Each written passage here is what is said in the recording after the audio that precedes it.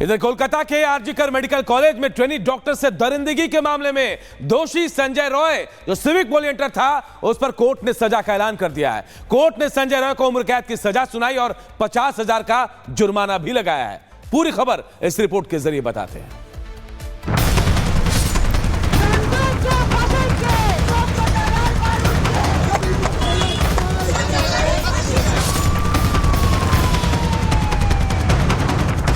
कोलकाता के RG Kar medical college and hospital में trainee doctor से दरिंदगी मामले में सियालदह कोर्ट ने सोमवार को दोषी सिविक वॉलंटियर संजय रॉय को आजीवन कारावास की सजा सुनाई।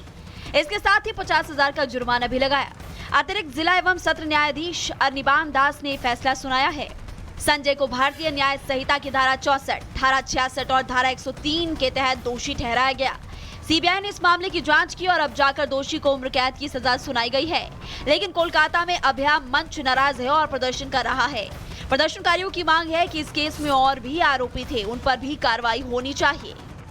हम लोग को नहीं मानते कि उसके लिए ये जजमेंट ठीक है, उसके लिए कहीं ना कहीं कंप्लीट जजमेंट नहीं है और कंप्लीट जजमेंट करना चाहिए। सीबीआई ने कोर्ट में इन अपराध को rarest of the rare crime ये एस्टैब्लिश नहीं कर पाया। ये हमारे लिए अफसोस का बात है। हम लोग का जो क्वेश्चंस है, जिस क्वेश्चंस को लिए हम लोग 6 महीना से हम लोग घूम रहे हैं, जैसे घटना क्या हुआ था उस दिन रात को सेमिनार रूम में, ये सामने नहीं आया। पीड़िता के माता पिता ने जज से फांसी की सजा की मांग की थी और प्रदर्शनकारियों की भी यही मांग है। लेकिन इस गंभीर मामले पर पश्चिम बंगाल की सीएम ममता बनर्जी राजनीति कर रही है। उनका ये कहना है कि अगर मामले की जांच बंगाल पुलिस करती तो आरोपी को फांसी की सजा होती। कोलकाता में ट्रेनी डॉक्टर के साथ जो हुआ उसे देश आज नहीं भूला है और इस केस का मुख्य आरोपी संजय रॉय अब ताउम्र जेल में ही रहेगा। लेकिन लोगों के जहन में सवाल है कि जिस बेटी की इतनी दरिंदगी से जान ले ली गई, उसके हत्यारे को ताउम्र जेल में बंद रहने की सजा कम नहीं है। लोग मांग कर रहे हैं कि उसे फांसी की सजा दी जाए और पीड़िता के माता पिता अब हाई कोर्ट का रुख कर सकते हैं। Bureau report, Republic Bharat. Jyotishpeeth के शंकराचार्य स्वामी देवानंद सरस्वती ने यहां महाकुंभ को लेकर तारीफ की और कहा योगी सरकार ने मुकम्मल व्यवस्थाएं की हैं और साथ ही कहा कि सनातन की रक्षा होनी चाहिए।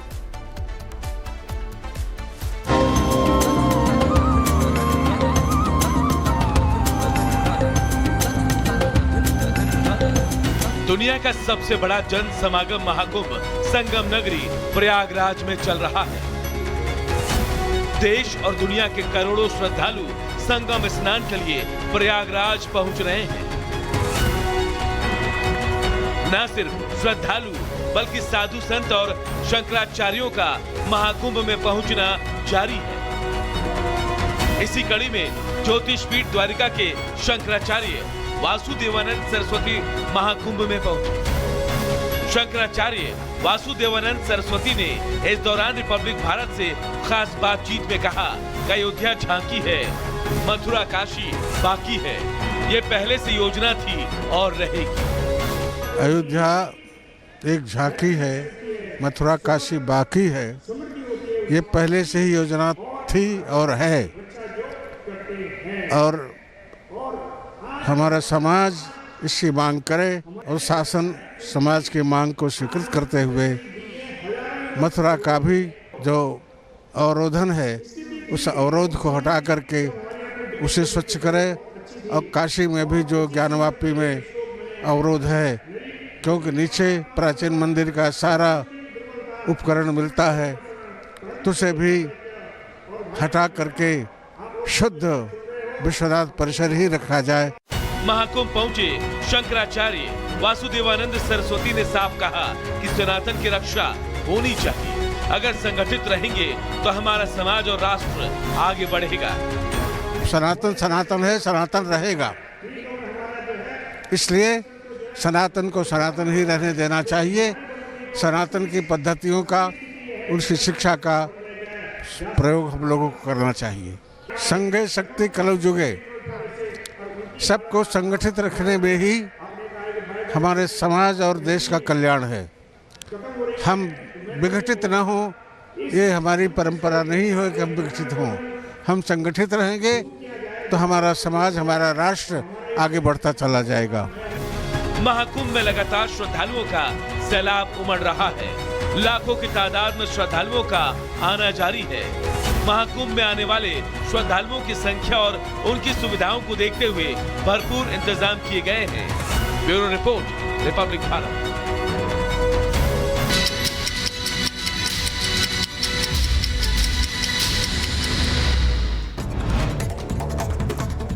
यूपी के अमरोहा मंडी में लगी भीषण आग की लपटों से हाहाकार मचा, लाखों रुपए का नुकसान। शॉर्ट सर्किट से आग लगने की आशंका, फायर ब्रिगेड की गाड़ियों ने आग पर काबू पाया। यूपी सरकार में शिक्षा मंत्री गुलाब देवी की सुरक्षा में बड़ी चूक, गुलाब देवी की कार पर युवक ने किया पथराव। जीआरपी ने आरोपी युवक को हिरासत में लिया, युवक से पूछताछ जारी। यूपी के बुलंदशहर में प्लॉट पर कब्जे को लेकर दो पक्षों में खूनी संघर्ष, पथराव और फायरिंग का वीडियो आया सामने। गांव में पुलिस बल तैनात, 50 से ज्यादा लोगों के खिलाफ एफआईआर दर्ज। यूपी के मथुरा में महिला थाने के सामने दो पक्षों के बीच मारपीट का वीडियो आया सामने। समझौते के लिए महिला थाने पर बुलाए गए थे दोनों पक्ष। यूपी के उन्नाव में दम घुटने से मां और दो बच्चों की दर्दनाक मौत। ठंड से बचने के लिए घर में अंगीठी जलाकर सो रहा था परिवार। यूपी के बांदा में भीषण सड़क हादसा, ट्रैक्टर ट्रॉली की चपेट में आकर पिता पुत्र की मौत। ट्रैक्टर चालक घटना के बाद मौके से फरार। अंबेडकर नगर में कब्रिस्तान की जमीन पर कब्जे को लेकर बढ़ता जा रहा विवाद। शव दफनाने के लिए आमने सामने आए दो समुदाय। बड़ी संख्या में पुलिस बल, 3 थाने के पुलिस और पीएसी तैनात किए गए। यूपी के फिरोजाबाद में सपा पार्षद का अजीबोगरीब मामला सामने आया। पार्षद ने नगर आयुक्त कार्यालय के सामने जानबूझकर लगवाया ठेला। हंगामे के बाद पुलिस ने हिरासत में लिया। यूपी के बहराइच में आदमखोर तेंदुए का आतंक, तेंदुए ने युवक पर किया हमला। पिछले एक सप्ताह में तेंदुए के हमले में 2 लोगों की मौत से ग्रामीण दहशत में।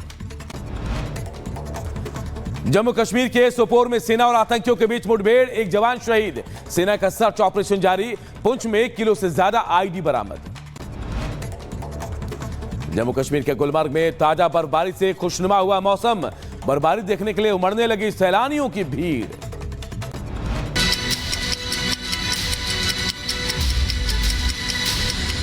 गिरफ्तार हो चुका है और पुलिस से पूछताछ में उसने कई खुलासे भी किए हैं। इस बीच आज सैफ अली खान का बयान भी दर्ज किया जा सकता है। ऐसे में अब देखना होगा कि यह मामला किस ओर मोड़ लेता है। Bureau report, Republic Bharat. और बात संभल की करते हैं। संभल हिंसा मामले का पाक कनेक्शन अब पुख्ता होता जा रहा है। मुल्ला अफरोज की गिरफ्तारी के बाद अब यह साफ हो गया, इस मामले को जो हैंडल कर रहा था वो शख्स था सारिक साटा, जो दुबई में बैठा है। अब पुलिस सारिक साटा की कुंगली खंगाल रही है। रिपोर्ट देखिए।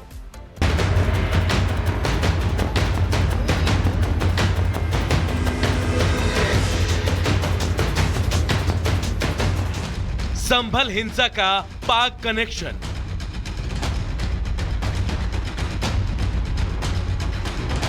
शारिक साटा कर रहा था दुबई से हैंडल। मुल्ला अफरोज ने खोले कई राज। ऐप के जरिए मिलता था आदेश। संभल हिंसा मामले में रोज नए खुलासे हो रहे हैं। हिंसा के मामले में अब तक 70 आरोपियों की गिरफ्तारी हो चुकी है।